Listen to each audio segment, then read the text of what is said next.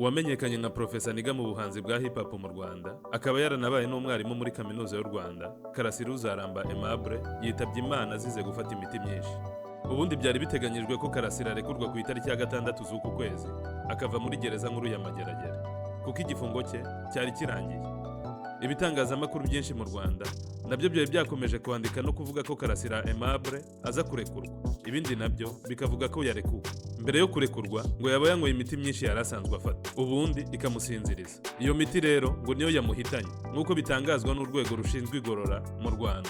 Iyi miti akaba yarayifashe hagati ya saa 8 ndetse na saa 9 ejo hashize, ngo yamaze no gusohoka muri gereza, ategereje ko umuryango we uzuka mujyana.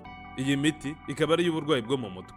Yanyweye igipimo kirengeje urugero, kugera n'aho abashinzwe umutekano bagerageje kumwambura imwe muri yo yari afite, ariko ngo biranga, kuko imwe muri yo yari yarangije kuyinywa. Ibi ni ibitangazwa n'umuvugizi w'urwego rw'u Rwanda rushinzwe igorora RCS, CSP Hilary Sengendo. CSP Sengendo akomeza avuga ko koko Karasira yanyweye imiti myinshi imusinziriza, agahita asinzira bagategereza ko akanguka, ariko hagati aho bakamujyana kwa muganga ho ku bitaro bya Nyarugenge, birangira yitabye Imana hagati mu ijoro. Karasira akaba yaramenyekanye cyane mu buhanzi, ayo yakoze indirimbo nyinshi zitandukanye harimo nka Shikarete, Ndekundorere ndetse n'izindi.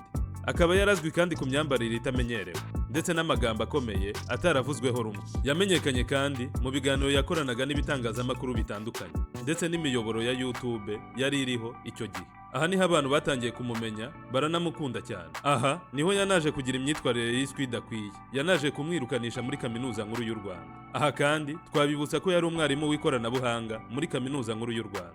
Nyuma yakomeje gukora ibiganiro kuri YouTube ye yise Ukuri Mbona, ari naho haje kuva ibyaha yarezwe bikamugeza muri gereza, harimo guteza imidugararo muri rubanda ndetse no guhishingiro jenoside yakorewe Abatutsi. Karasira yaje gufungwa ku itariki ya 21 z'ukwezi kwa 5 2021. Karasira akaba yarize mu Busuwisi, nta mwana afite uzwi ndetse nta n'umugore. Akaba yarakunze kumvikana avuga ko adashaka gushaka ndetse no kubyara. Ikindi yarazwiho cyane ni ukwanga bikomeye ikipe ya APRFC. Imana imuhe iruhuko ridashira.